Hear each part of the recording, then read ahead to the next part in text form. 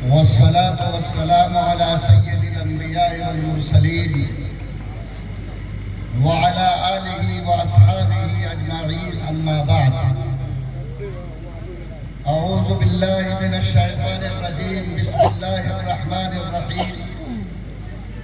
وَلَقَدْ يَسَّرْنَا الْقُرْآنَ لِلذِّكْرِ فَهَلْ مِن مُدَّكِرٍ. نہ اتنا چھیڑ کر اے وقت دیوانہ بنا ہم کو، نہ اتنا چھیڑ کر اے وقت دیوانہ بنا ہم کو، ہوئے دیوانہ ہم تو سب کو دیوانہ بنا دیں گے. نہ جانے کتنے دل بن جائیں گے ایک دل کے ٹکڑے سے، وہ تھوڑے آئینہ ہم آئینہ خانہ بنا دیں گے. آج کے اس اجلاس کے تشریف فرما بہت ہی معروف سیاسی اور سماجی محترم جناب شہزاد صاحب، محترم جناب بھائی سکا اللہ صاحب، جامع مسجد کے امام و خطیب محترم جناب حضرت مولانا مفتی صلاح الدین صاحب، امارت شریعہ کے قاضی شریعت حضرت مولانا کلیم اللہ مظہر صاحب، اور جامعہ ابو ہریرہ کے ناظم اور ہم سب سے بہت محبت کرنے والے جناب الحاج پرویز صاحب، وہ دیگر معزز علماء کرام، اداروں کے ذمہ داران، دینی بھائیوں اور بزرگوں، نوجوان ساتھیوں، عزیز بچوں اور پردے میں بیٹھی میری پیاری ماں اور بہنوں. آواز کو تھوڑا زیادہ کیجیے بھائی. آج کی یہ رات اور آج کا یہ جلسہ، ارے بولا مائک والا رے، مائک والا ایک ساتھ سن کے کہیں جلسہ ہوتا ہے.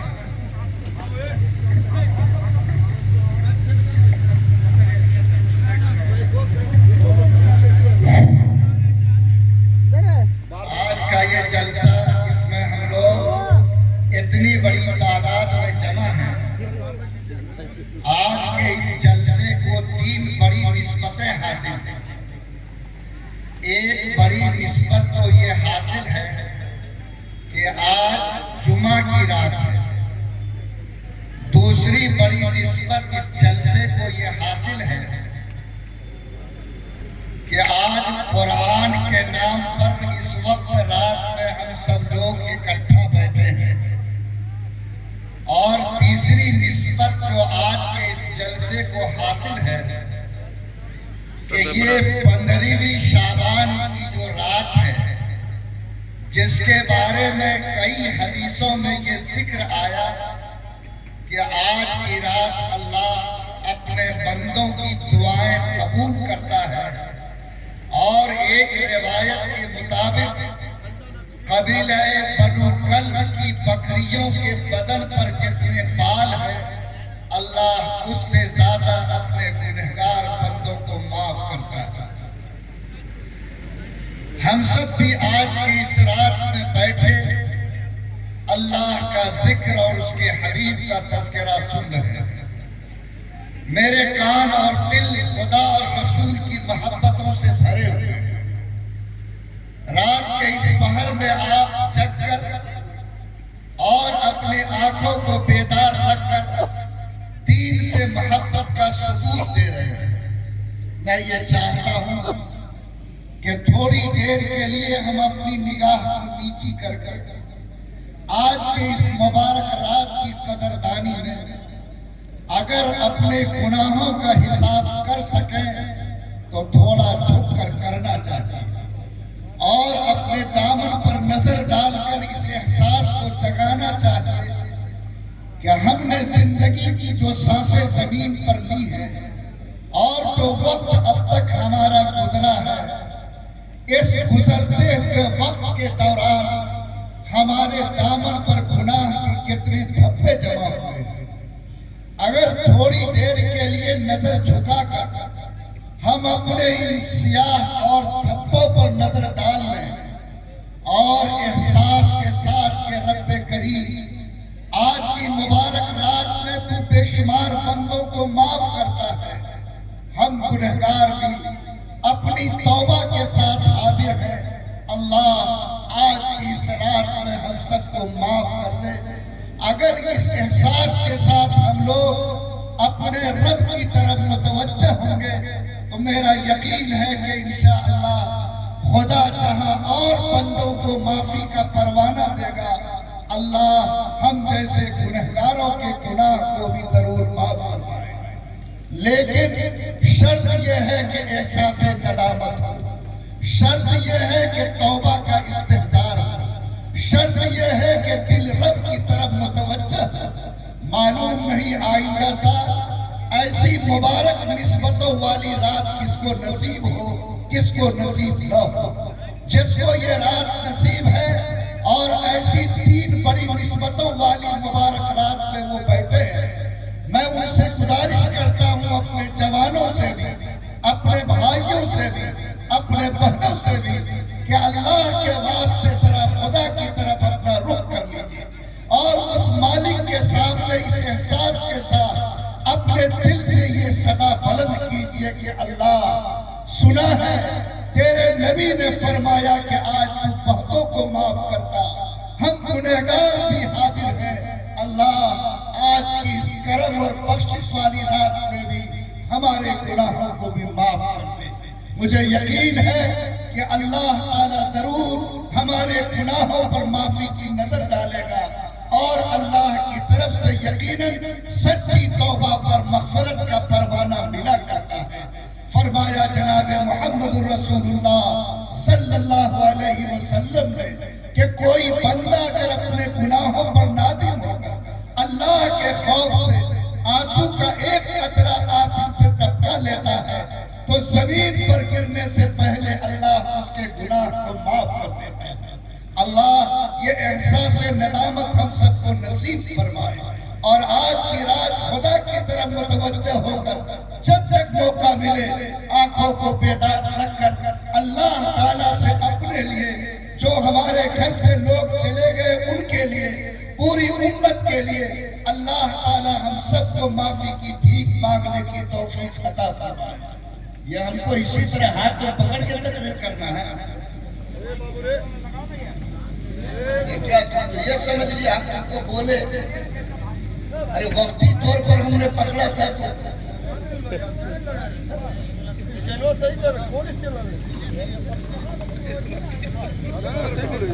تو پکڑتے رہتے ایک گھنٹہ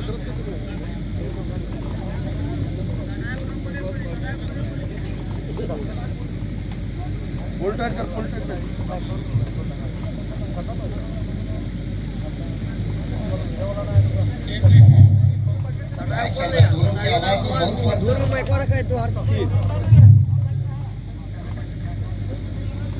ہم تو اس لیے پکڑ لیا کہ تم ٹھیک کر رہے ہو، تم سوچے کہ ایسے ہی کام چل جائے گا۔ حاضرین محترم، میرا یقین ہے کہ انشاءاللہ آج ہم لوگ اپنے ذہن دماغ کا رخ خدا کی طرف کر کے ضرور اللہ تعالیٰ سے اپنی معافی لینے کی صحیح کریں گے۔ اس وقت آج جس اجلاس میں ہم لوگ بیٹھے ہیں، میں نے کہا کہ یہ قرآن پاک کی نسبت پر منعقد ہوا ہے۔ جامعہ ابو ہریرہ جو چترپور کی سرزمین پر قائم ہے، آج 22 بچے جنہوں نے قرآن کو اپنے سینے میں محفوظ کیا، آج علماء کرام کے ہاتھوں سے ان کے سروں پہ دستار رکھی گئی ہے۔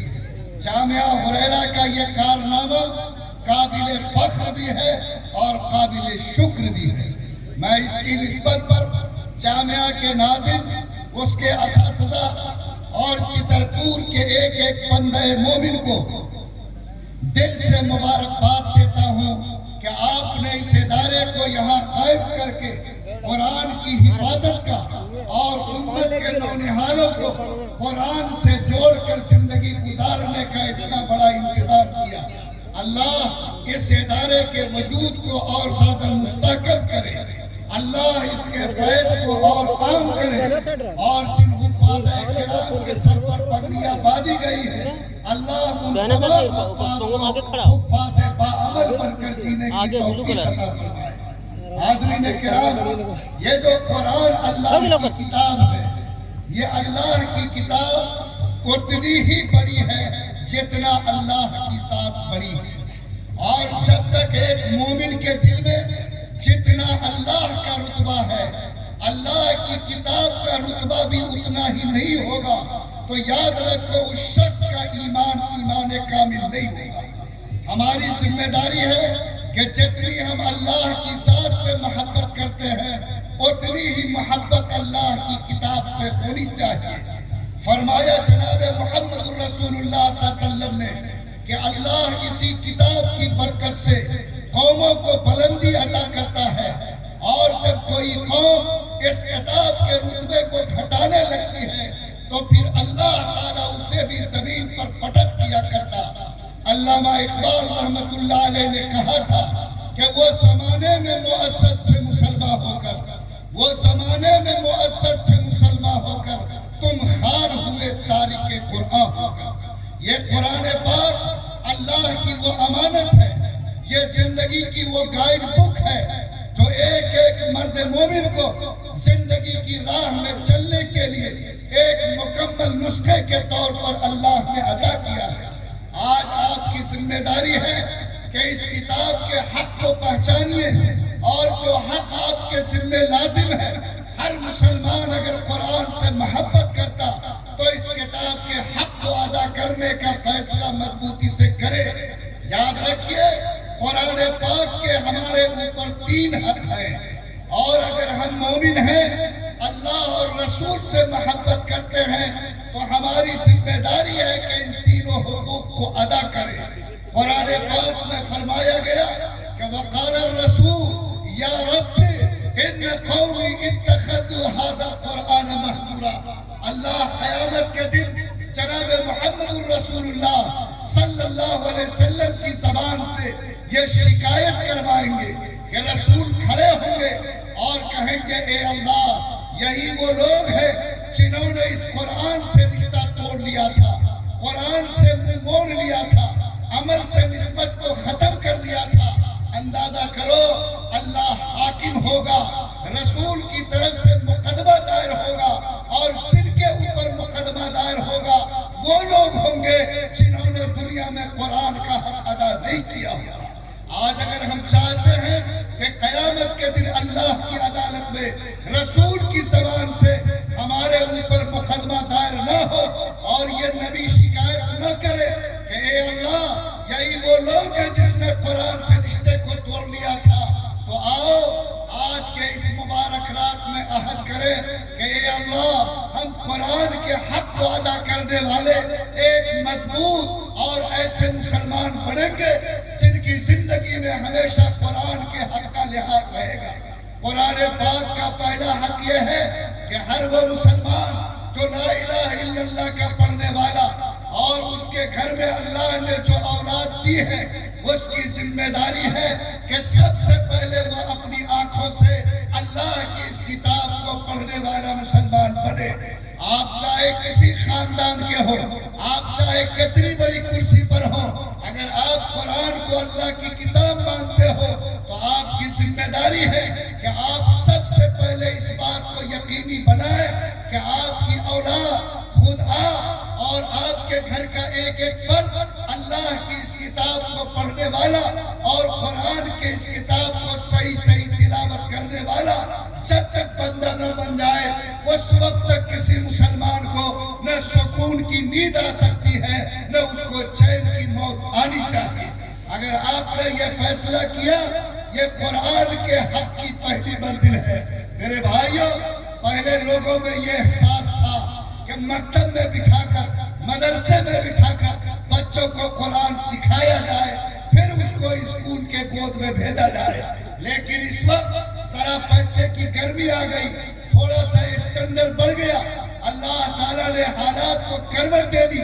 یہ مسلمان آج مسجد کی چٹائی اور مدرسے کے مصلے پر بٹھا کر اپنے بچے کو قرآن پڑھانے میں ترغیب کرتا ہے۔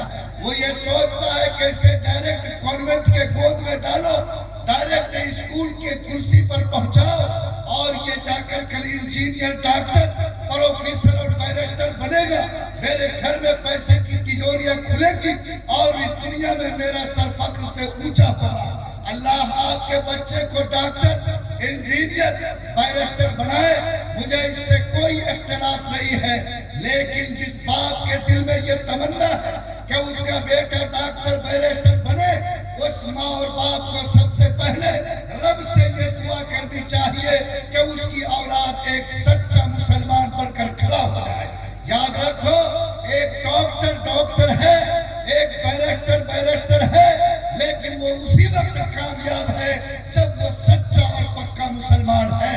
अगर उसको सच्चा और पक्का मुसलमान होने का शरफ हासिल नहीं तो लानत है ऐसी डिग्रियों पर, जिन डिग्रियों के सहारे इंसान दुनिया की कौड़ियां तो समेट सके लेकिन अल्लाह से और ईमान से उसका रिश्ता टूट जाए। आज मैं अल्लाह के नाम पर आप तमाम ईमान वालों को जो मेरे सामने यहाँ बैठे हैं, मैं खुदा को गवाह बनाकर आपसे भीख मांगता हूँ, आपसे गुजारिश करता हूँ, आपसे अहद लेना चाहता हूँ कि आप यहाँ से आज करके जाओ कि जो अल्लाह ने फूल जैसी औलाद दी है, चाहे बेटा हो या बेटी, हम नमक रोटी खाकर जी सकते हैं, फटा हुआ कपड़ा पहन के रह सकते हैं।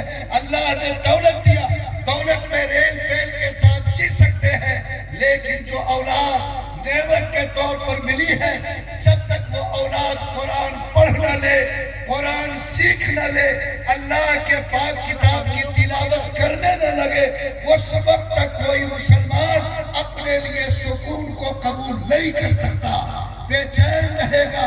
जिस तरह मछली बगैर पानी के जिंदा नहीं, एक मुसलमान का बच्चा भी ईमान और कुरान के बगैर जिंदा नहीं रह सकता। अल्लाह ताला ये जज्बा ईमानी, कौन माइक वाला है, इतना जोर लगाना पड़ता है इसमें। सोन वाला थोड़ा दोनों माइक लगा दो, दोनों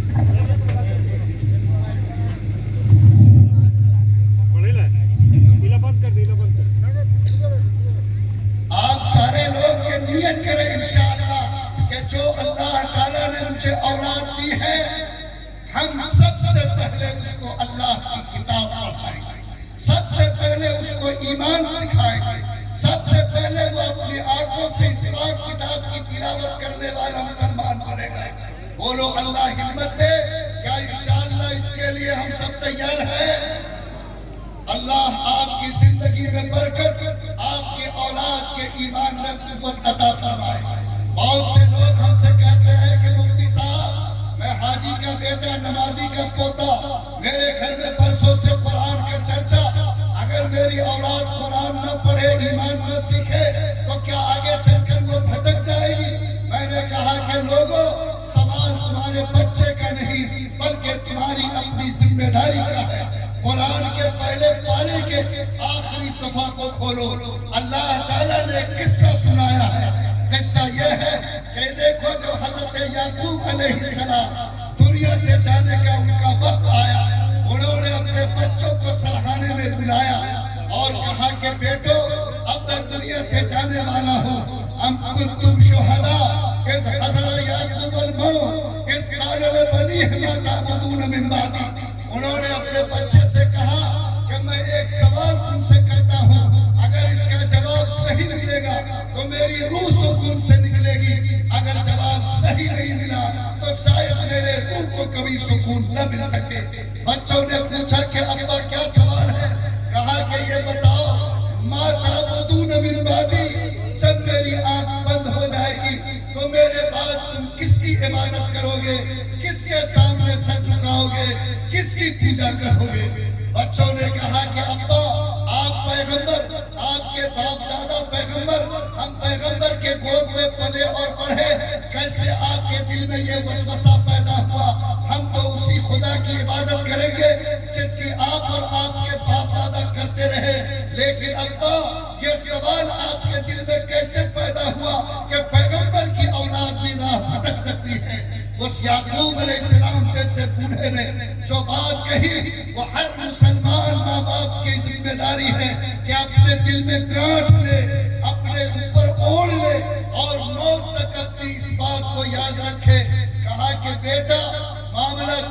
सवाल और जिम्मेदारी का नहीं बल्कि बाप होने की हैसियत से मेरी जिम्मेदारी का है।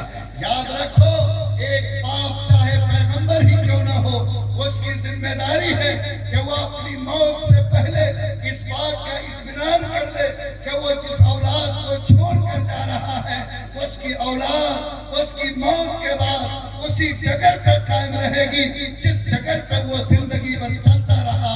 अगर किसी बाप ने मौत से पहले ये इत्मीनान हासिल नहीं किया तो याद रखो वो खुदा की अदालत में जवाबदेही से नहीं बच सकता है। आप भी गार्जियन हैं, अल्लाह ने आपको बाप किसी को माँ बनाया।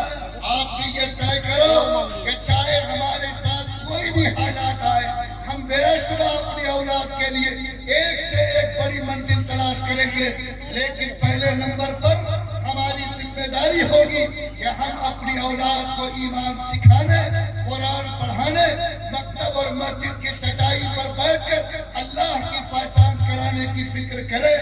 आपने हाथ उठाया है, मेरा यकीन है कि इंशाअल्लाह हमारा हर भाई जिंदगी भर इसका ख्याल रखेगा, हर माँ इसका लिहाज रखेगी और बगैर कुरान से जुड़े हुए इंशाअल्लाह उसको सुकून मैसर नहीं आएगा।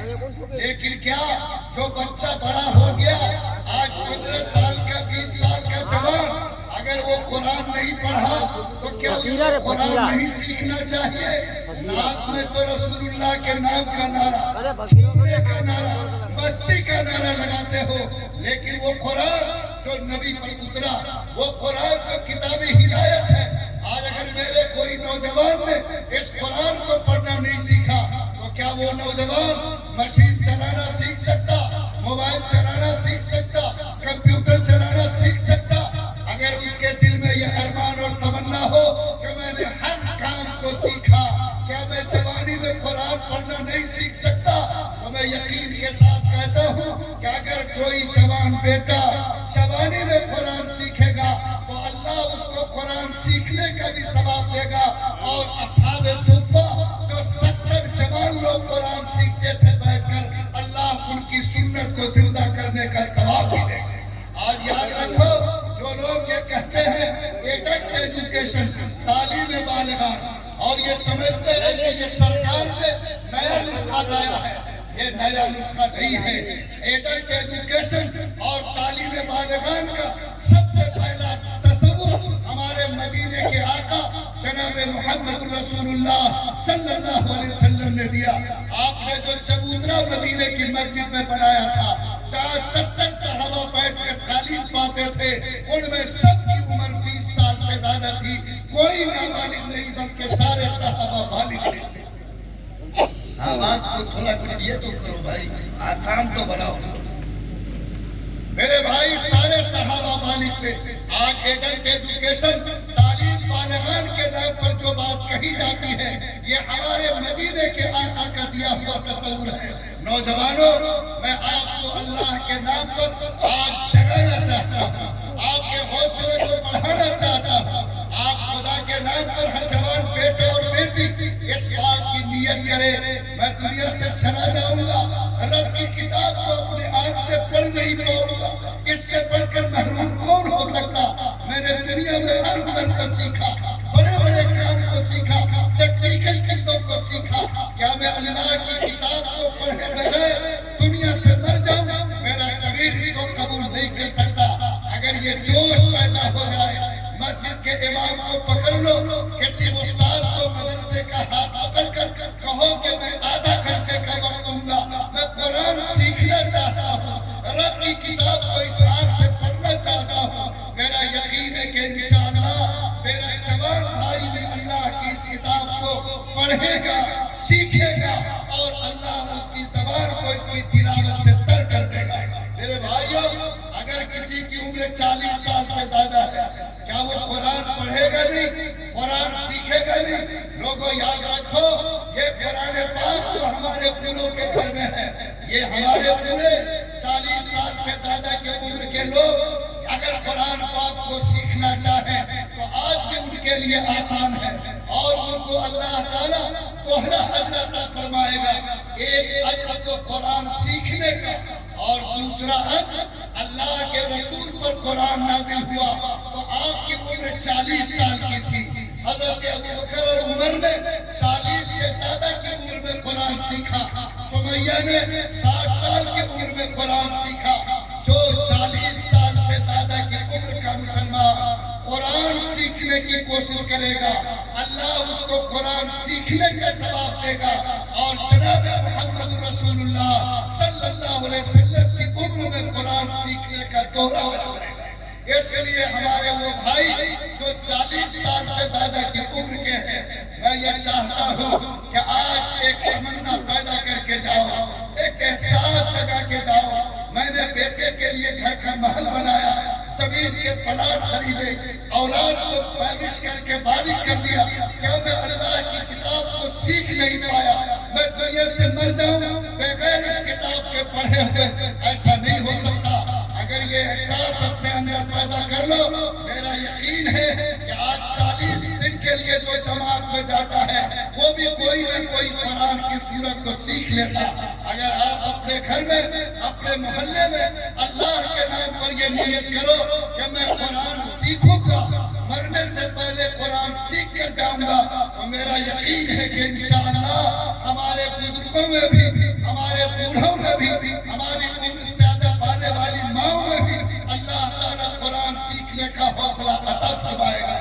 آج جو لوگ یہاں بیٹھے ہیں وہ نیت کرو میرے بچے بھی قرآن سیکھیں گے, جوان بھی قرآن سیکھے گا, بوڑھے بھی قرآن سیکھیں گے.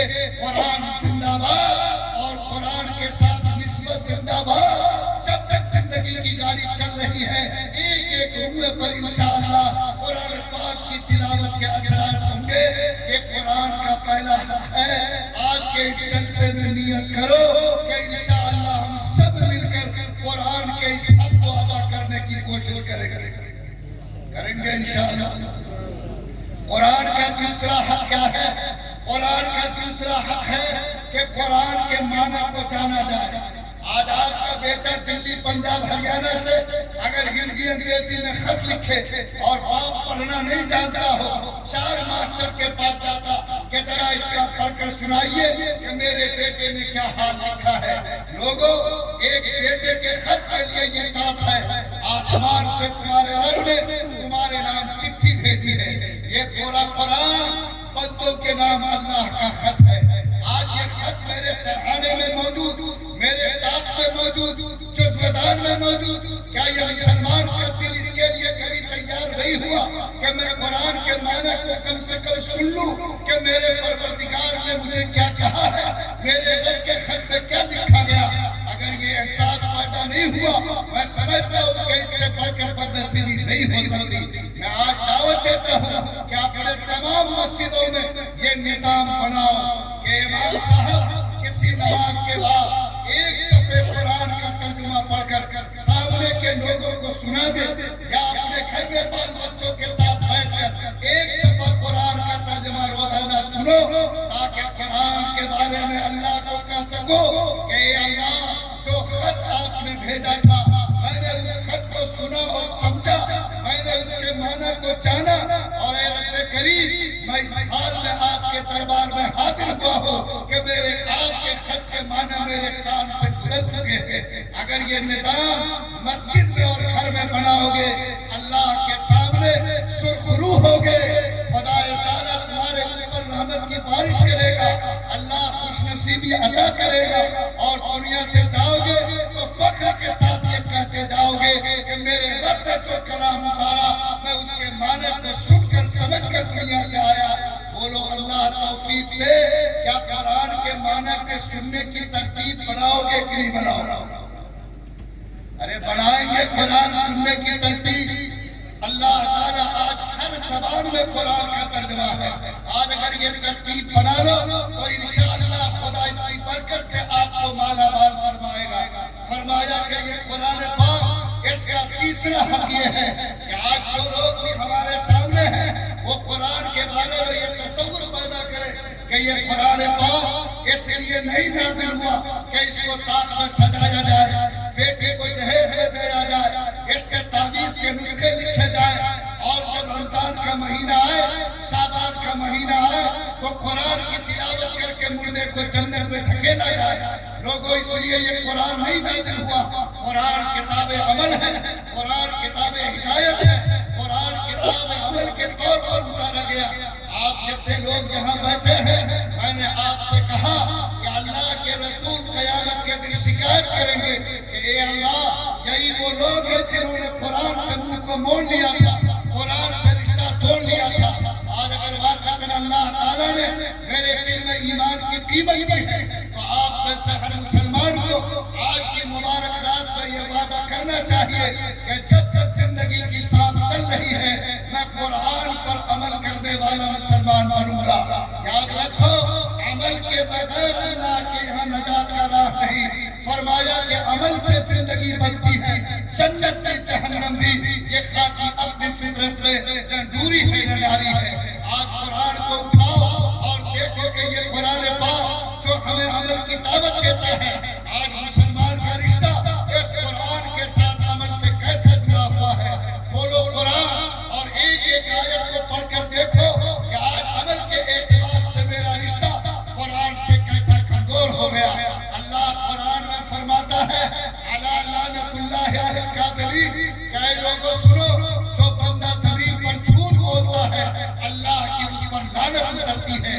آج شب برات کی رات ہے، اس مبارک رات میں غور کرو کہ جو شخص کے زبان سے جھوٹ کا کلمہ نکلے، جو جھوٹ کی بولی بولے، جو جھوٹ زبان سے نکالے، چاہے وہ مرد ہو یا عورت، قرآن کا اعلان ہے کہ اس پر اللہ کی لعنت تو اتر سکتی ہے، اس پر اللہ کی رحمت نہیں اتر سکتی۔ لیکن آج مسلم سماج میں قرآن کے تعلق سے آج جو سچائی ہونی چاہیے، آج وہ سچائی نہیں، بلکہ آج ہمارے یہاں زبان پہ جھوٹ کی کھیتی ہے، چاہے مرد ہو یا عورت۔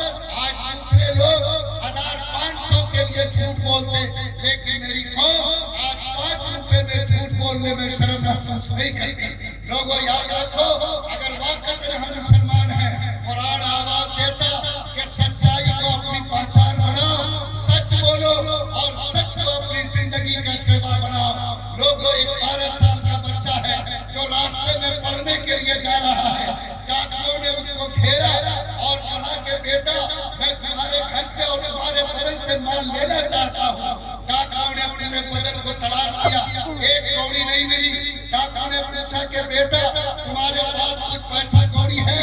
کہا میرے پاس 40 دینار ہے۔ ڈاکیوں نے کہا کہ یہ 40 دینار کہاں ہے؟ کہا کہ میرے بغل میں ہاتھ ڈالو، میری ماں نے چھپا دیا ہے۔ ڈاکیوں نے ہاتھ ڈالا، 40 دینار اس کے بغل سے نکلے۔ ڈاکو حیرت میں پڑ گیا۔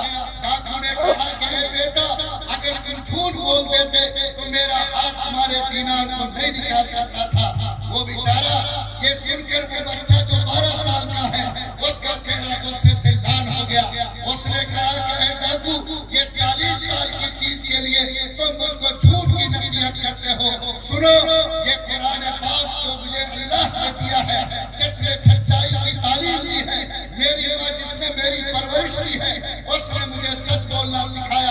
اے ڈاکو، تمہارے ہاتھ میں جو نیزہ ہے اگر میرے سینے پر رکھ دو اور مجھ سے کہو کہ بچہ جھوٹ بولو تو خدا کی قسم میں تمہارے نیزے سے اپنی جان دینا پسند کر سکتا، لیکن جھوٹ کا کلمہ زبان سے نہیں نکال سکتا۔ بچے کی سچائی سے متاثر ہو کر ڈاکو کے بدن پہ کھپکپی طاری ہو گئی۔ ڈاکو نے اس معصوم بچے کے ہاتھ پر توبہ کر کے اپنے کو اسلام میں داخل کیا۔ کون تھا یہ بچہ؟ سیدنا عبد القادر جیلانی، جس کی سچائی نے راہ میں ڈاکہ ڈالنے والے لوگوں کے بدن پر کھپکپی طاری کی۔ اے ماؤں، اے بیٹیوں، اے بہنوں، اے سماج کے جوانوں، آج دنیا میں سب کچھ کی قیمت ہے، لیکن سب سے زیادہ سچائی کی قیمت ہے۔ ایمان بچانا چاہتے ہو، سچ کی چادر اوڑھو۔ نبی کے نام سے محبت ہے، سچ بولنا سیکھو۔ ہمارے نبی کی شان یہ تھی کہ چاہے لوگ آپ کو مانے یا نہ مانے، لیکن سب آپ کو صادق کہتے تھے، سچا کہتے تھے۔ آج ہماری دنیا میں جو توہین ہو رہی ہے، حالات ہمارے ساتھ پیش آ رہے ہیں، لوگوں اس میں بڑی بات یہ ہے کہ آج قرآن سے ہمارا رشتہ عمل کا ٹوٹ چکا۔ آج کے اس مجمع میں میں ایک ایک مسلمان کو قرآن سے عمل کے طور پر جوڑنا چاہتا ہوں۔ پہلا پیغام قرآن کا کہ خبردار कूनू मा सादिकीन, सच्चों के साथ हो। लानतुल्लाह अलल काज़िबीन, अल्लाह के नाम पर लानत उतरने से रुको। झूठ बोलकर खुदा की लानत को सर पर मुसल्लत मत करो। याद रखो, अल्लाह ने तुम्हें कुरान में तालीम दी, इन्नल्लाह यअमुरुकुम अन तुअद्दुल अमानाति इला अहलिहा। क्या लोगों, अगर तुम मोमिन हो, तुम्हारी जिम्मेदारी है कि ईमानदारी की जिंदगी गुजारो, बेईमानी से बचो, लूट खसोट से अपने आप को रोको, किसी का माल मत हड़पो, किसी बहन और भाई का हक कसम मत करो, बल्कि ईमानदाराना जिंदगी गुजारो। किसी के आंख में धूल झोंकना, किसी को चकमा देना, किसी की बेईमानी करना, ये किसी सच्चे मुसलमान का सेवा नहीं। लोगों, अगर आपकी ये शान है तो आप कुरान वाले हैं। अगर आप में ईमानदारी नहीं, आप सरकार के रजिस्टर में मुसलमान हो सकते, अल्लाह के रजिस्टर में मुसलमान नहीं हो सकते। आज याद रखो, ईमानदारी भी हमारी जिंदगी से रुखसत हो गई है।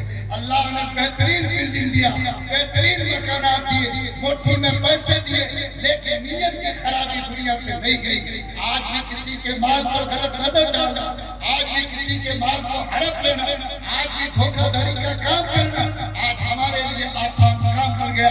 याद करो, वो दिल्ली की तारीखी मस्जिद को जब अंग्रेजों का जमाना था, एक मुसलमान फकीर दिल्ली की जामे मस्जिद की सीढ़ी पर बैठकर भीख मांग रहा था। एक अंग्रेज अफसर उस मस्जिद को देखने के लिए मस्जिद की सीढ़ी पर चढ़ने लगा। फकीर की नजर पड़ी, फकीर ने उसके सामने हाथ फैलाया ताकि उसको भीख मिल जाए। अंग्रेज ने अपना पर्स निकाला और कुछ पैसे निकाल करके उस फकीर के हाथ में दिया, लेकिन वो अंग्रेज जब वो पर्स अपने जेब में रखने लगा तो वो फिसल कर उसके जमीन पर गिर गया। वो उसके पैंट के जेब में नहीं गया। वो बेचारा अंग्रेज ख्याल नहीं रहा, वो आगे बढ़ गया। वो बेचारा फकीर की नजर पर्स पर पड़ी, उसने उसको उठा लिया, ये सोच कर उठाया कि जब वो अंग्रेज पलट कर आएगा तो उसकी अमानत लौटा देंगे। अंग्रेज दूसरे रास्ते से निकल गया, वो उस रास्ते से पलट कर नहीं आया, लेकिन इस फकीर ने अपना ईमान नहीं खोया। उसने पर्स को अपने झोले में रखा और इंतजार करने लगा कि जब बंदा पलट कर आएगा, जब भी मुलाकात होगी उसकी अमानत लौटा देंगे। ख्वाजा हसन नदामी ने लिखा कि 2.5 साल की मुद्दत गुजर गई, फकीर को वो अंग्रेज नजर नहीं आया। 2.5 साल के बाद फकीर को ऐसा लगा कि ये वही अंग्रेज है जिसने मुझको भीख दिया था। उसने आगे बढ़कर उसका रास्ता रोका, उसको उसका किस्सा सुनाया।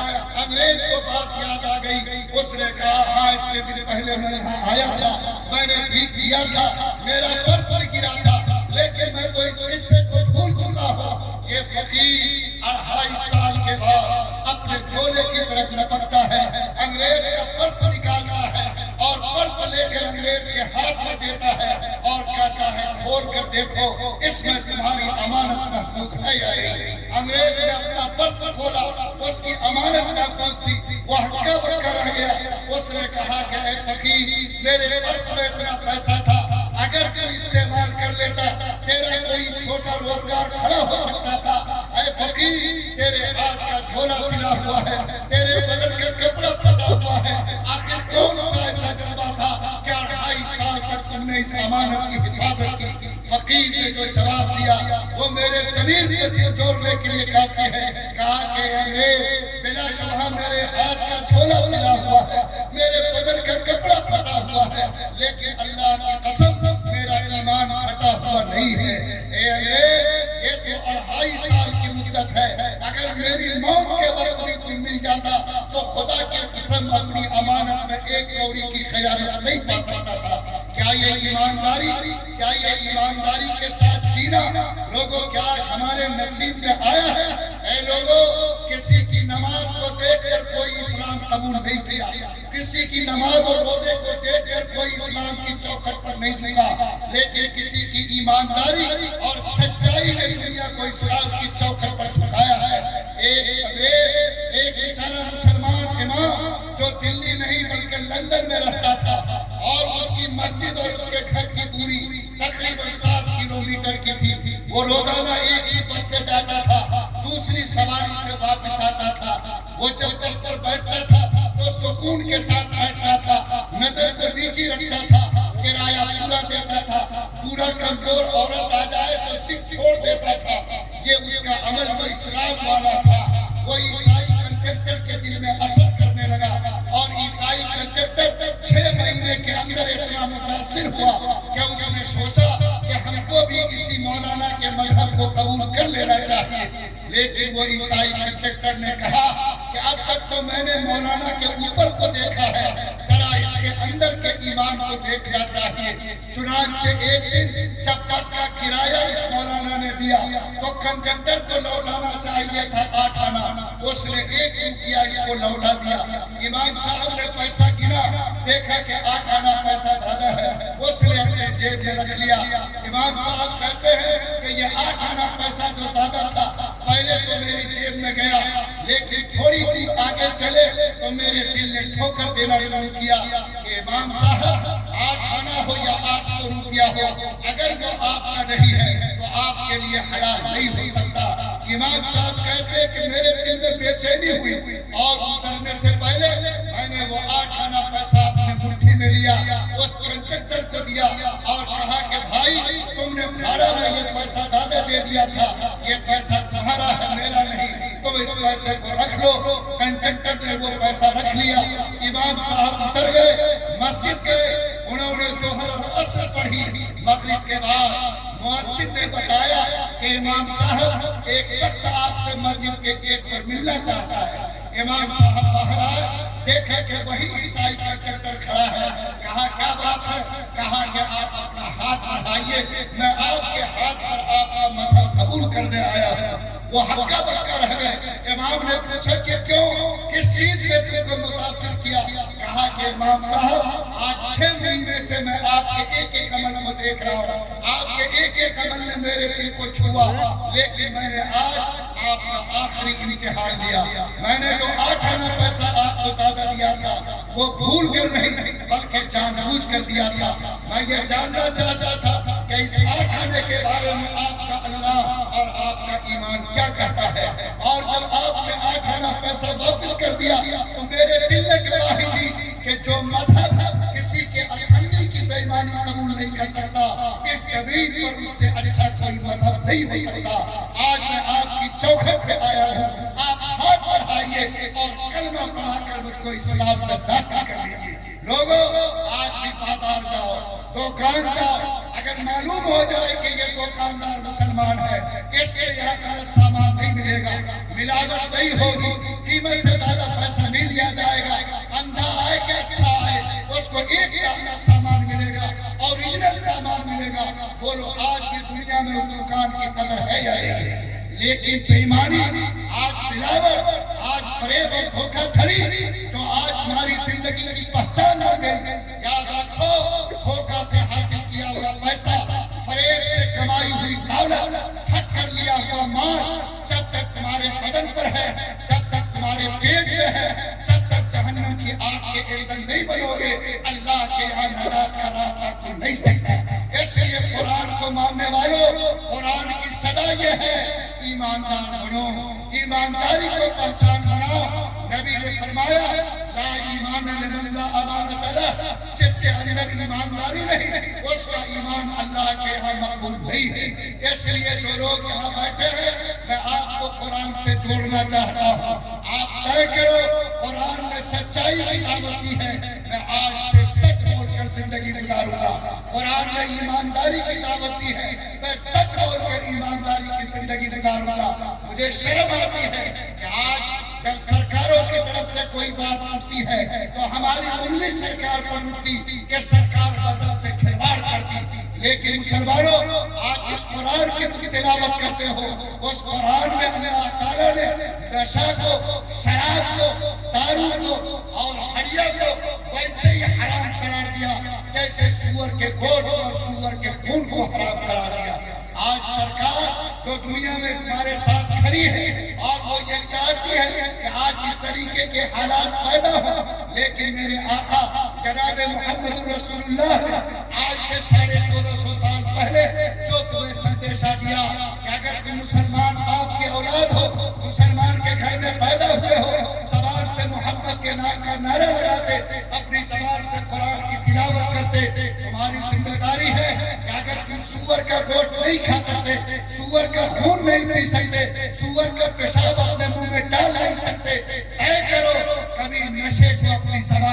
نہیں لگاؤ گے. لیکن آج مبارک رات ہے. فرمایا کہ اس رات میں اللہ سب کی دعا قبول کریں گے. نشہ خور کی دعا آج کی رات میں قبول نہیں ہوگی. اور فرمایا سنو کتنا بڑا سے بڑا گناہ کر کے مرو گے اللہ سزا کے بعد جنت دے گا. شرابی انسان نشہ خور انسان مرے گا کبھی اللہ کی جنت کا چہرہ بھی نہیں دیکھ سکے گا. آج جتنے حالات ہو رہے ہیں جو بیٹیوں کو طلاق پڑ رہی ہے, آج جو مرڈر کے کیسز آ رہے ہیں, ماں باپ پر ظلم ہو رہا ہے, آج سب کے نیچے جھانک کر دیکھو آج یہی دارو اور نشہ کام کر رہا ہے. لوگوں قرآن کے اگر سچے تابعدار ہو, قرآن اعلان کرتا کہ ایک پلے میں سور کا گوشت دوسرے پلے میں نشہ اور دارو, تم فیصلہ کرو. اگر سور کا گوشت نہیں کھا سکتے تو لعنت ہے تمہاری زندگی پر کہ نشہ کو اپنی زبان پر لگاؤ. کیا ہم مومن ہو کر آج کے اس مبارک رات میں یہ پورا مجمع فیصلہ کر سکتا ہے کہ انشاءاللہ میرا جوان, میرے سماج کے لوگ آج کے بعد جب جئیں گے نشہ سے پاک ہو کر جئیں گے, کبھی نشہ کے قریب نہیں جائیں گے, مرنا پسند کریں گے لیکن نشہ کی لت کو زندگی میں لانا پسند نہیں کریں گے. بولو اگر یہ جذبہ ایمانی ہے تو کیا ہاتھ اٹھا کر گواہی دے سکتے ہو کہ انشاءاللہ اللہ تعالیٰ نشے سے پاک سماج بنا کر آج ہمارے سماج کو سچائی کی ڈگر پہ کھڑے ہونے کی توفیق عطا فرمائے. اللہ یہ زندگی نصیب فرمائے.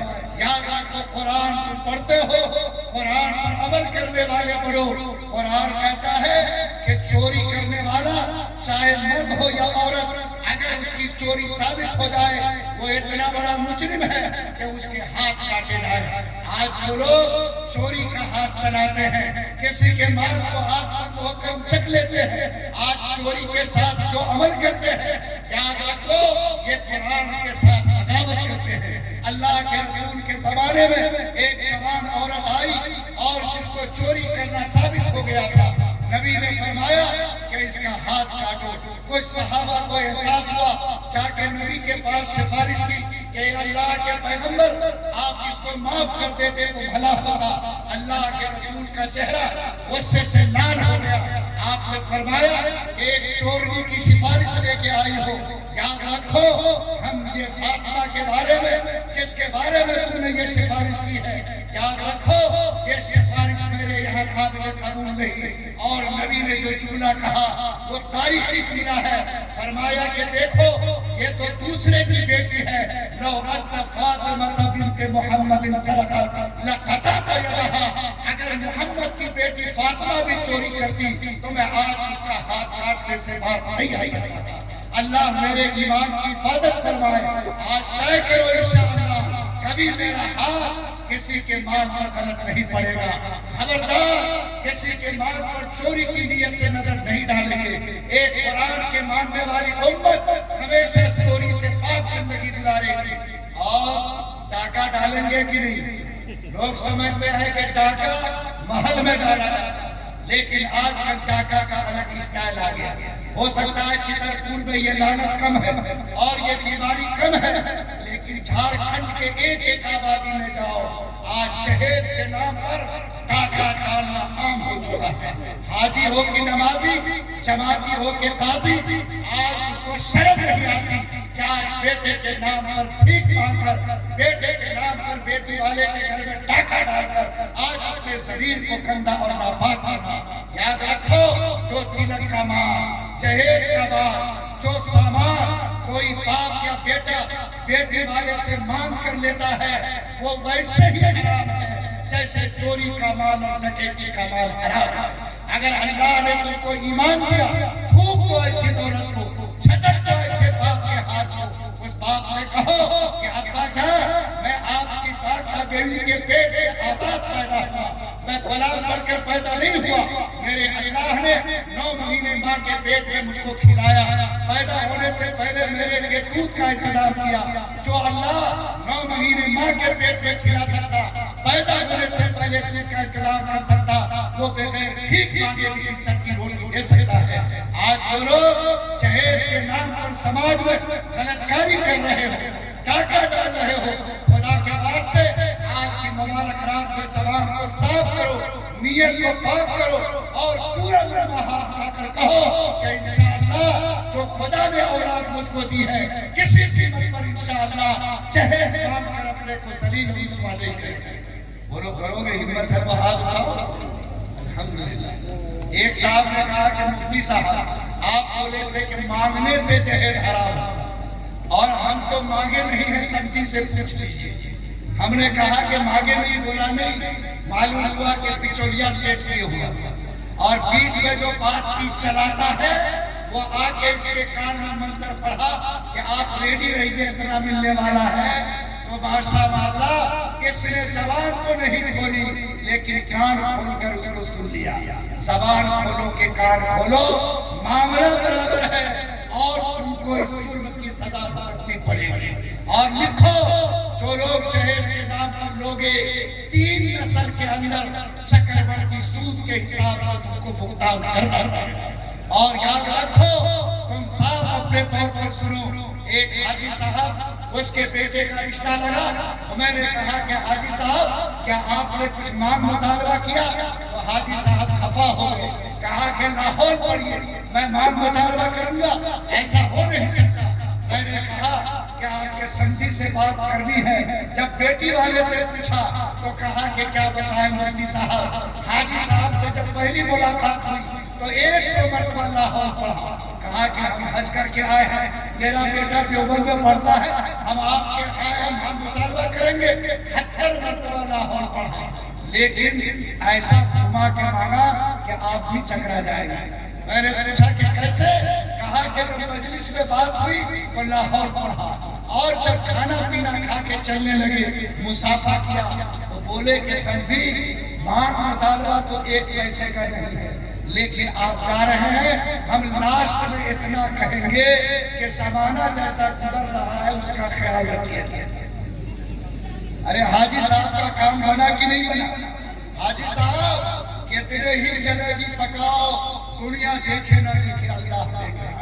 نیت کو پاک کرو اور اس معاملے سے اپنے نیت کو صاف کرو. میں اس لیے کہتا ہوں یہ بات کہ آج سرکار نے باقاعدہ طور پر جو حالات ہمارے سامنے کھڑے کیے ہیں وہ حالات بہت مشکل ہیں اور 3 معاملہ تو ایسا کھڑا کیا کہ اگر آپ نے اس کی نوٹس نہیں لی اور آپ نے اپنے آنکھوں کو جگایا نہیں تو یاد رکھو حالات سمجھنے والے نہیں ہیں. پہلا معاملہ جو یہ ہمارے 9.5 لاکھ کی کلبرف کی زمین کا ہے، سرکار نے باقاعدہ اس بل کے نیت سے دماغ بنا لیا ہے کہ اس بل کو پاس کر کے ان زمین کو ہڑپ لینا ہے. اور جیسا کہ آج کل میں معلوم ہوا کہ بعض وہ پارٹیاں جو سیکولر کے نام سے جانی جاتی اس بھی سمجھوتے پر تیار ہو گئی ہے. اس لیے یقین ہے کہ سرکار چالاکی کے ساتھ 1-2 پوائنٹ کو چھوڑ کر یہ بل پاس کر لے گی. میرے بھائیوں یاد رکھو یہ بل پاس ہونے کے بعد 9.5 لاکھ ایکڑ اوقاف کی زمین پر خطرے کی تلوار لٹک جائے اور میں نہیں جانتا کہ آنے والے حالات اس اوقاف کے تعلق سے کیسے ہوں گے. آپ کی ذمہ داری ہے کہ جہاں جہاں وقت کی زمین ہے قرار کیجیے، کاغذ کے اعتبار سے اس کو مضبوط کیجیے، اپنے قبرستان عیدگاہ اور مسجد کی خبر لیجیے اور ہر قیمت پر اس کو قانون کے اعتبار سے مضبوط بنائیے، ورنہ آنے والی تاریخ بھیانک ہوگی اور نہیں معلوم کتنے ہزار قبرستان سے آپ کو ہاتھ دھو لینا پڑے گا.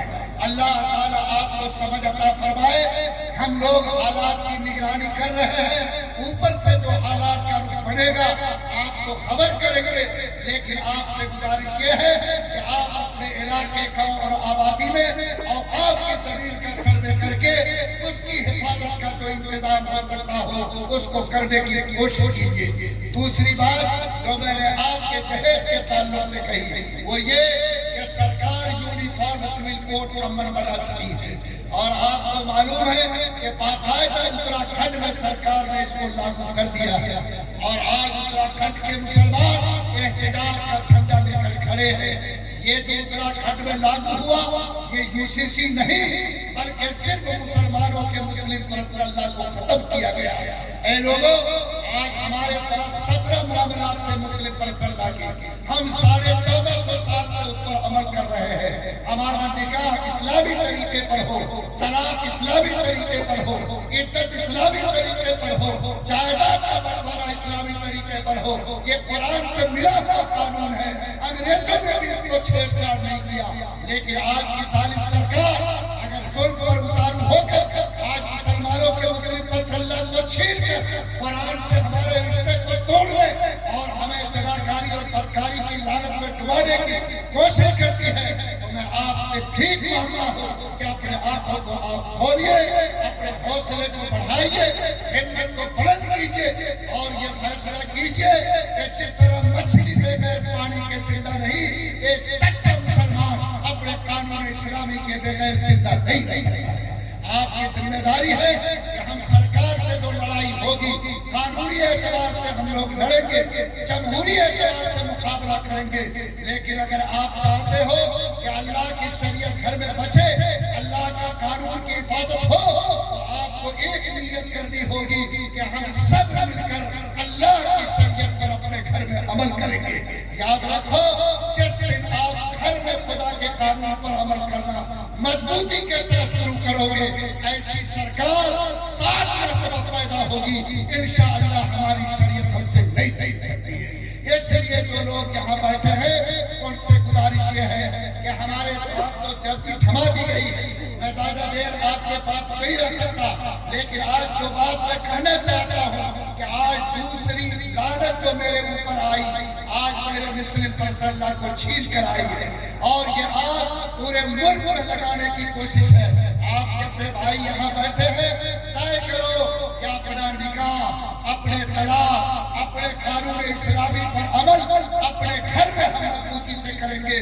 جس دن یہ قوم اپنے گھر میں خدا کے قانون پر مضبوطی سے عمل شروع کر دے، انشاءاللہ کوئی طاقت اس سے اللہ کی شریعت چھین نہیں سکے گی۔ کیا انشاءاللہ ہم لوگ خدا کی دین پر اپنے گھر میں عمل کریں گے؟ الحمدللہ۔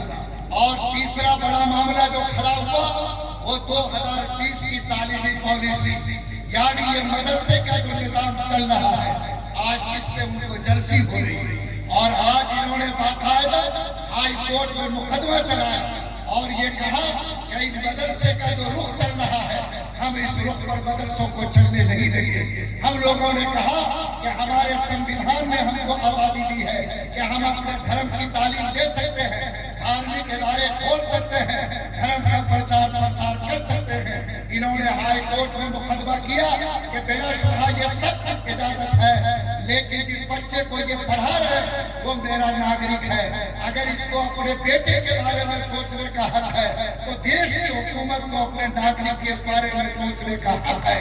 اور اسی بنیاد پر آج انہوں نے 2020 کی تعلیمی پالیسی میں یہ بات لکھ دی ہے کہ اگر آپ کے بچے کے ہاتھ میں سرکاری ڈگری نہیں رہی تو یہ سرکار اس کو ساکشر تسلیم نہیں کرے گی۔ اور آج اسی کو بنیاد بنا کر آسام میں 700 مدرسوں کو اسکول میں بدل دیا گیا، یوپی میں 400 مدرسوں کے دروازے پہ نوٹس چپکی اور آج دارالعلوم دیوبند مظاہر العلوم کے دروازے پر بھی نوٹس بھیجی گئی ہے۔ اے لوگو، کیا بتاؤ کہ مدارس کا وجود ہمارے ایمان کی نشانی ہے یا نہیں ہے؟ ارے ہے یا نہیں؟ یہی وہ مدرسے ہیں جہاں سے حافظ قرآن ملتا ہے، جہاں سے محراب کا امام ملتا ہے، جہاں سے فتویٰ دینے والا مفتی ملتا ہے، جہاں سے فیصلہ کرنے والا قاضی ملتا ہے، جہاں سے جنازہ پڑھانے والا امام اور قرآن سمجھانے والا کوئی مفسر اور محدث ملتا ہے۔ اے لوگوں، کیا یہ پاور ہاؤس بند ہو جائے؟ کیا ان مدرسوں کے وجود سے کوئی کھلواڑ کرے اور ہم آنکھ بند کر کے دیکھتے رہے؟ لوگوں، یہ بات کبھی قبول کے لائق نہیں ہو سکتی۔ آج میں جامعہ ابو ہریرہ کے جلسے میں بیٹھا ہوں، میں چھترپور کے مسلمانوں کی خیرت کا للکارتا ہوں۔ جتنی بڑی آبادی ہے، جتنے بڑے بڑے مکانات چمک رہے ہیں، اللہ نے تو دولتوں سے نوازا کہ میں اسی میدان میں مسجد عمر فاروق کا چندہ کر رہا تھا۔ میرے کو یاد ہے کہ ہماری بہنیں بھی بیٹھی تھی، ہمارے مرد لوگ بھی بیٹھے تھے اور 26 لاکھ کا چندہ اس آبادی کے مسلمانوں نے ایک مجلس میں بیٹھ کر مسجد کے لیے لیا تھا۔ بلا شبہ آپ کی یہ قربانی یادگار قربانی ہے، لیکن یہ بتاؤ کہ جو بچہ الحمدللہ نہیں سیکھے گا، قل ہو اللہ نہیں جانے گا، نماز کے مسئلے کو نہیں سمجھے گا، خدا کی قسم وہ پھاٹ پھاٹ کی مسجد کو آباد نہیں رکھے گا۔ مسجد کی روح مدرسہ ہے، مسجد کی جان مدرسہ ہے، مسجد کی شان مدرسہ ہے، مسجد کی آن مدرسہ ہے۔ بغیر مدرسے کے مسجد کے آبادی کا تصور نہیں کرتا۔ اس لیے مسلمانوں، اگر مسجد کو آباد دیکھنا چاہتے، مسجد کے محراب میں قرآن کی تلاوت سننا چاہتے، مسجد کے میناروں سے اذان کی صحیح آواز سننا چاہتے، تو آپ کو مسجد کی دیوار سے پہلے مدرسے کی دیوار کو کھڑی کرنی ہوگی، مدرسے کے شان کو بڑھانا ہوگا، دینی تعلیم کے نظام کو چمکانا ہوگا۔ آج یہ ظالم سرکار جو ہمارے ایمان کو چھیڑ کر، ہماری غیرت کو للکار کر، ہمارے اس دینی میراث اور مدرسے کے سسٹم پہ چاچا چلانا چاہتی، آپ کے اندر اگر غیرت زندہ ہے تو جس طرح بابری مسجد کی شہادت کے بعد لوگوں نے یہ نیت کی تھی کہ ایک کو توڑا گیا، 1 لاکھ مسجد زمین پر کھڑی ہوگی، آپ یہ ارادہ کرو 700 مدرسوں کو بند کیا گیا، 400 کو نوٹس دی گئی، انشاءاللہ لاکھوں کی تعداد میں ادارے کھلیں گے، اللہ کے دین کی تبلیغ ہوگی، قرآن کی آواز لگائی جائے گی اور دینی مدرسے کے وجود کو یہاں کھڑا کیا جائے گا۔ اگر اللہ تعالیٰ نے آپ کو یہ ہمت دی ہے تو بولو انشاءاللہ ہم پوری ایمان کی طاقت کے ساتھ یہ جواب دیں گے کہ نہیں دیں گے؟ ارے بولو انشاءاللہ، نعرہ تکبیر، نعرہ تکبیر۔ اللہ آپ کے ایمان کی حفاظت فرمائے۔ یاد رکھو، قاسم نانوتوی نے اگر بھیک مانگی نہیں ہوتی، سر سید نے اگر جوتے کو بھیک میں لے کر آج علی گڑھ کی اینٹ کو جوڑا نہیں ہوتا تو آج اس ملت کو اتنا بڑا ادارہ نصیب نہیں ہوتا۔ یاد رکھو، ہمارا مکان کتنا بڑا ہو جائے، چاہے کتنے ٹائلز لگ جائے، خدا کی قسم ہمارا مکان جان بچا سکتا، لیکن یہ ابو ہریرہ کے چھپر، ابو ہریرہ کے کچی دیوار آج میرے بچوں کے ایمان کی حفاظت کی چیز ہے۔ آج ہمارے گھر کے ذریعے ہمارے بچوں کی جان کی حفاظت ہو سکتی، ہمارے ایمان کی حفاظت نہیں ہو سکتی۔ ایمان کی حفاظت کا مرکز یہ ہمارے دینی مدرسے ہیں، دین کے قلعے ہیں، یہ وہ پاور ہاؤس ہے جہاں سے پورے سماج کو دین اور ایمان کی روشنی سپلائی ہوئی۔ لوگوں، کیا چھترپور میں چھترپور کے شان کے حساب سے مدرسہ بننا چاہیے کہ نہیں بننا چاہیے؟ ارے خود زور سے بولو انشاءاللہ۔ کون بنائے گا؟ مودی جی۔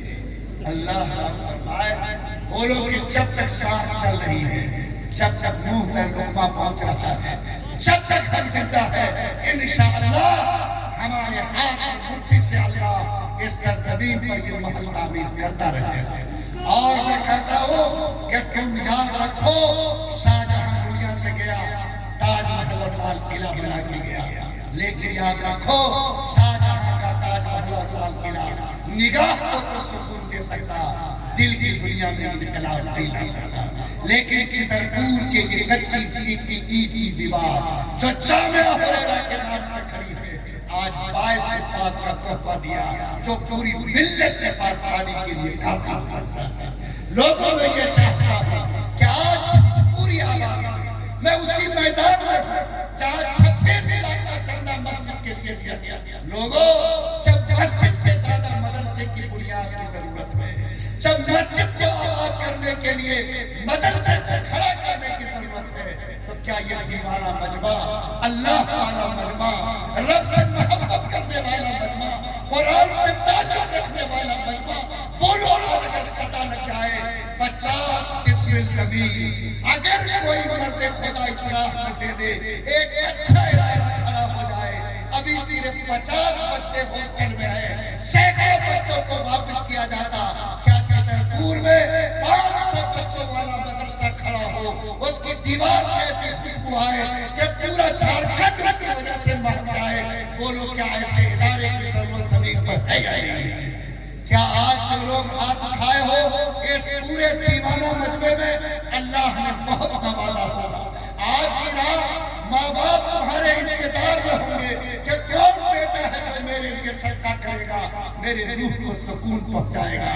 کیا کوئی دیوانہ اللہ کا پروانہ نبی کا متوالا اس مجمع میں ایسا ہے جو کھڑے ہو کر یہ کہہ دے کہ انشاءاللہ اس ادارے کی تعمیر کے لیے 50 قسم زمین میں دینے کا وعدہ کرتا ہوں. میں خدا کی قسم رات بھر دعا کروں گا جب میری زبان کھلے گی اس بندے کی دنیا اور آخرت کی آبادی کے لیے ٹھیک ہوگا. کوئی ایسا ہے تو اللہ کے نام پر کھڑا ہو جائے, میں اس کے نام کا نعرہ لگاؤں گا کہ انشاءاللہ خدا نے اس کی اس خدمت کو قبول کر لیا. بولو کوئی ہے اس مجمع میں 50 قسم زمین جو اللہ کے نام پر کوئی بندہ دے تاکہ قیامت تک اس سرزمین پر قرآن کی تلاوت ہو, یتیم اور غریب بچے دین سیکھیں, وہاں سے خطبہ اور ائمہ اور وفات تیار ہو. ہے کوئی ایسا جگر والا, ہے کوئی ایسا دل والا جو راہ خدا میں قربانی دینے کو تیار ہو تو اللہ کے سامنے کھڑے ہو جاؤ.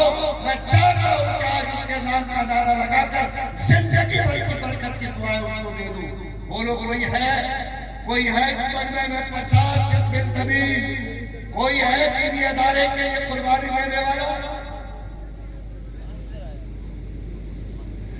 ارے بہت زمین دیکھا کیا ایسے ہی پڑی ہے, کہاں لے جاؤ گے؟ 4 گز زمین سے زیادہ تو قبر بھی نہیں دی, کس کے لیے چھوڑ کے جاؤ گے؟ وہ بولا جو تمہارے قبر پر فاتحہ بھی نہیں پڑھے اور آج کرو گے تو کل گھر کا پتہ بنا جائے گا. بولو کیا اس مجمع میں کوئی ایسا دیوانہ نہیں ہے جو کہے کہ انشاءاللہ ہم سوچ کر بتائیں گے اور ضرور نیت کریں گے کہ یہ کام ہم خدمت انجام دے دیں؟ ہے کوئی؟ بولو ہے کوئی ایمان کی طاقت رکھنے والا؟ بولو. سناٹا. اب اگر 50 قسم زمین نہیں دو گے, اچھا اب اگر تم زمین نہیں دو گے, بولو ہم زمین کی خریداری کریں تو اس میں مدد کیجئے گا؟ ارے بولو نا مدد کیجئے گا. آج جو زمین کے خریدنے کا پلان ہے تو اس کے 1 ڈسمل کا خرچ 40,000 روپے ہے. 50 ڈسمل ہم کو چاہیے. بولو 50 آدمی اگر کھڑا ہو جائے کہ 1 ڈسمل میں اپنے ماں اور باپ کے نام سب سے جاریہ کرتا ہوں تو انشاءاللہ کام آسان ہوگا کہ نہیں؟ ارے بولو ہوگا کہ نہیں ہوگا؟ کوئی ہے جو پہلا نعرہ لگا دے کہ مفتی صاحب میں نے بہت کچھ کیا, 40,000 تو ایک ڈاکٹر کے ٹیبل پہ چلا جاتا, ایک ٹھوکر میں اڑ جاتا. میری طرف سے لکھیے 40,000, 1 ڈسمل جب کے زمین کا بینا ہوگا, آواز دیں گے مجھ کو, انشاءاللہ 1 ڈسمل کی خریداری کا جو قیمت پڑے گی میں اس میں حصے دار ہوں. بولو کوئی ہے اس مجمع میں؟ ارے کوئی ہے؟ الحمدللہ. کیا نام ہے ان کا بھائی؟ کیا نام ہے؟ نعرہ تکبیر, زور سے بولو اللہ. کیا نام ہے؟ ماشاءاللہ مبشر. ہمارے بزرگ کھڑے ہوئے ہیں, کیا ہے دیکھیے ماشاءاللہ ماشاءاللہ. نعرہ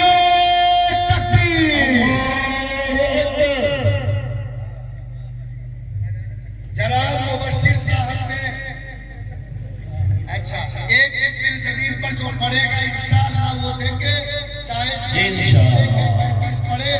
ہمارے ناظم صاحب اس کا فیصلہ کر رہے ہیں, ہمیں امید ہے کہ کم ہی پڑے گی, زیادہ نہیں. انشاءاللہ مبشر بابو کے گھر کو اللہ ہمیشہ محفوظ رکھے, اللہ اس جوان کی عمر میں برکت عطا فرمائے, اللہ دنیا اور آخرت میں آبادی کے فیصلے فرمائے. جو لوگ چلے گئے اللہ آج ان سب کو جنت کا سایہ نصیب فرمائے.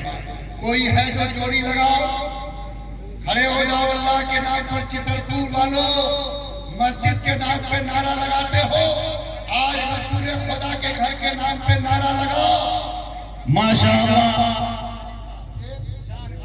نعرہ تکبیر, اللہ خالد صاحب 1 ڈسمل. ماشاءاللہ